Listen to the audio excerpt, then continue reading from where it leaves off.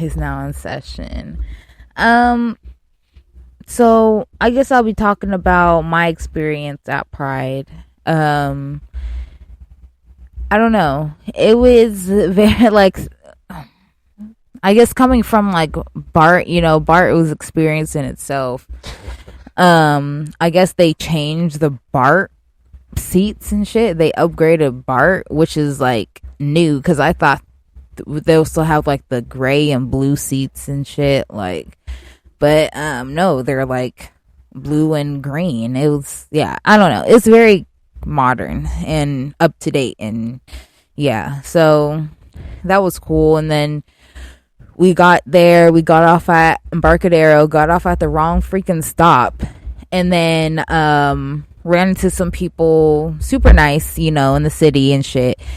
Ran into my coworker, shout out to Shawnice, but ran into her and her sick friend that was throwing up. And then went back on Bart to get on the right or to go to the right stop or whatever for Civic Center, and finally got off there and we were set to go in. The security let us in with some things that shouldn't have been let in, but it was very cool. It was very fun. We got some lobster, the Cousin's Maine lobster. They're always good, just super pricey. The food there was actually pretty expensive, like airport food, but like 24 each for some grilled cheese. But right. It was pretty good. I don't know. We had our own drinks in there, so we didn't really have to pay for, liquor. We just paid for like sodas, Chase and stuff. Went to the rave, twerked a little bit, danced a little bit, danced with some friends and coworkers. Then we went home and definitely chilled. Yeah. Laid back and chilled. But it was fun just chilling and relaxing, especially with Nick. It was very relaxing. Oh, good. That's very good. Yeah, so I think that concludes my Queen's Court. Hey, people of the universe. Fresh and classy will now end Queen Caitlin's Queen Court. All right. We're getting on to the next topic, y'all. Let me say. Okay, so you kind of already did this one, but you experienced different foods there. Yeah. So other than the lobster thing, what else did you eat there? I pretty sure. What else did I fucking eat? The corn dog. You were on the hunt for that corn dog. Because I knew, because any place that there is an event, there's usually a corn dog station. And I love a good, authentic corn dog. So I found it, and that thing was pretty long, and I did not regret eating it. It was just a lot to chew because the cornmeal was pretty thick, but delicious. So good. I feel like it has something else too. I wanted Dippin' Dots, but one Dippin' Dot station was closed, and then they're like, "Oh, another one is straight across the way or plaza, whatever." So we went over there, and that line was hella long, like probably Stupid. 30 people, easily. So we're like, "Fuck that." So I don't think we had anything else. Well, we had McDonald's before we even went over there. So I mean, but we were full from that. No, that McDonald's helped in the morning. Yeah.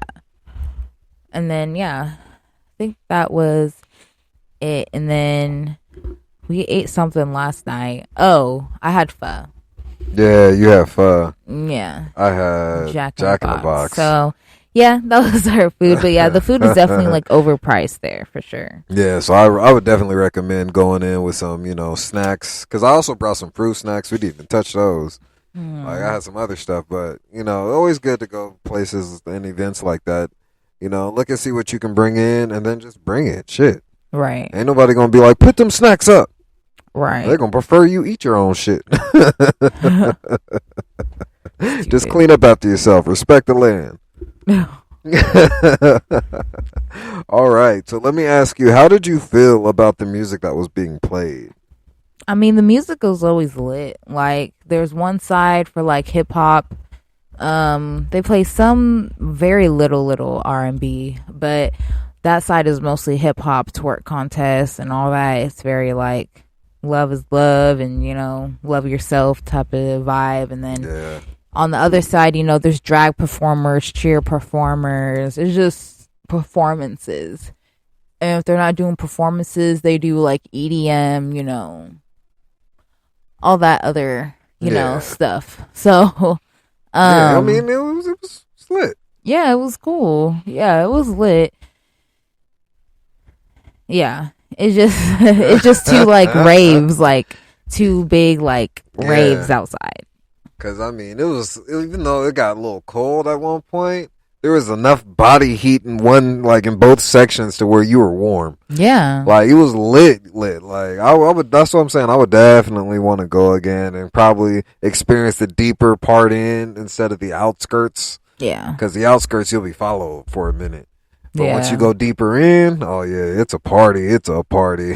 Hell yeah. It was cool. It was cool. All right. All right. So you were single at one point when you went to Pride before.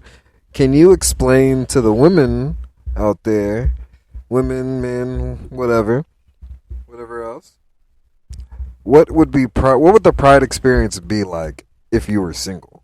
So this is the only Pride I've been like not single. So any other Pride I've been to, I've always been single. Okay. Let's put that out there. But I've been going to Pride since I was like a sophomore, junior in high school. So like 2013, 2014, maybe 2012. So like about 10 years of going. So there was a couple years I didn't go because of Pride, but being single, there's one year I wrote on my face, free kisses, girls only. And this one lady, she grabbed me by my shoulders and she was like, free kisses, girls only. And then she kissed me on my cheek. And then she was like, mwah, and then left. I'm like, girl, I was like, what the fuck? But it's cool. Like, if you're ready to get out there and mingle and stuff, it's really cool. Like, especially when you're like dancing and like getting to know people, you're out there looking cute and all that kind of stuff. You're getting people complimenting you, and it's just a fun time. Like, it's just, I don't know. But I mean, if you're single and just not ready to talk to anybody, I mean, it's still going to be fun. It's just, you're not ready to talk to anybody. But I would guarantee you, someone's going to be looking at you. Someone's going to be wanting to talk to you. It's just people ready to like, get out there, Yeah. even if it's on the low, because you don't know if everyone is out the closet, or if they're even in the closet. Like, people, it could just get interesting, but it's all fun. Yeah, I definitely peeped that. Yeah. Because there was all walks of life was there. And you could see the people who was talking, who was mingling, who were just going to be the one night stand for that night. Yeah. So it's like the fact that energy is like displayed ever so bluntly, I'm like, oh. Yeah. Oh, wow. Okay. That's pretty lit. cool. Yeah. Yeah. So I'm like, okay. So this is that's why I love it. Yeah. So it's like, okay, I would love to come back and definitely experience this again. Because there's so much that was happening, and I felt like we barely touched the surface. Yeah. You know, so next year I'm thinking of getting like a hotel or something and just stay out there for the weekend, just see what happens. I can tell you what happens, but yeah. How you said that? Well, tell us what happens. I mean, it just gets crazy. I mean, it depends. You also have to be down for it. I can tell you what I would do, but it's not everybody. It's not what everyone would do type thing. Okay. So I can Okay. tell you how I get down, but people could just go to Pride and even go to the same bar I go to. But I don't know. It's just an environment. It's just a Okay. upbeat, all good, and like all good, feel good. Yeah. Okay. That's not too bad. That's not too bad at all. Yeah. Yeah, you gotta tell me. If you gotta tell me off show, I'm definitely curious. Mhm. I definitely want to know. That seems like you'd be hella like out there just turning up with people. Yeah. So I definitely would love to see that. I've seen it in person already, but just that element of you, oh man, that is that part of your personality. I would say I would love to see that in full bloom. Yeah. I mean, like I said earlier, just the Pride community, that's where I feel like the most at home. Like, yeah, it's just a whole new, or whole, like, I don't know. It's just Okay. the embrace. It's just Yeah. like a warm hug every time it's like Pride Month. Yeah, I could definitely see that. Yeah. My job even has a Pride group for people who are like LGBTQ plus friendly. And you don't even have to be like a part of that community, but you can know someone who is, or you could just support. And, you know, even that goes a long way. Knowing that people are there, people support, people aren't going to judge, you know, it's just good to hear it, even though you assume, or maybe you don't, but having someone to be like, hey, I do hear you. Hey, you know, you are loved. I do listen. It's just good to cute. hear. Yeah, I definitely agree with that. Yeah. Yeah. So, do you have any advice for newcomers going to Pride next year?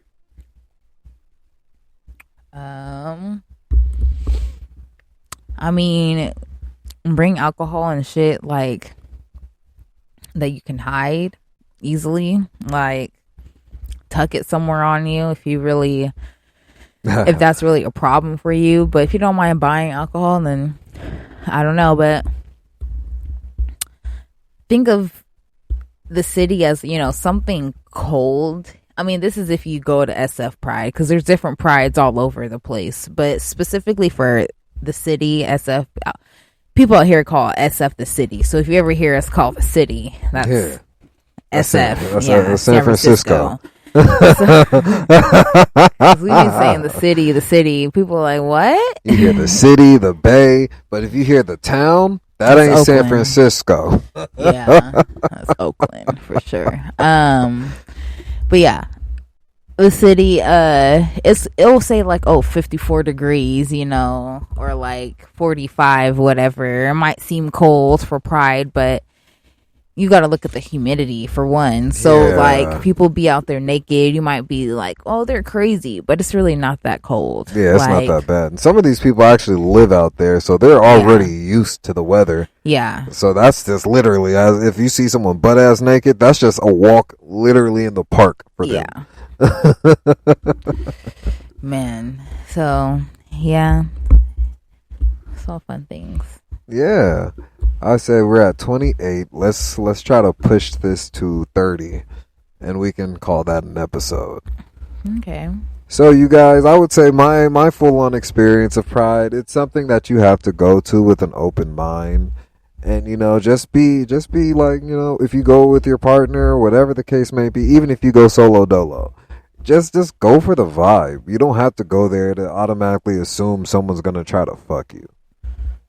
There's a big difference in that, you know? Yeah. Like, people are just literally to themselves turning up.